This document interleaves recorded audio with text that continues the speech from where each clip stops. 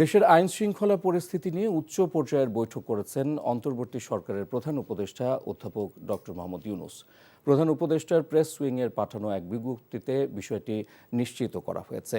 মঙ্গলবার প্রধান উপদেষ্টার বাসভবন রাষ্ট্রীয় অতিথি ভবন যমুনায় এ বৈঠক অনুষ্ঠিত হয়, যেখানে অংশ নেন সেনাপ্রধান জেনারেল ওয়াকারুজ্জামান, নৌবাহিনী প্রধান অ্যাডমিরাল মোহাম্মদ নাজমুল হাসান এবং বিমান বাহিনী প্রধান এয়ার মার্শাল হাসান মাহমুদ খান।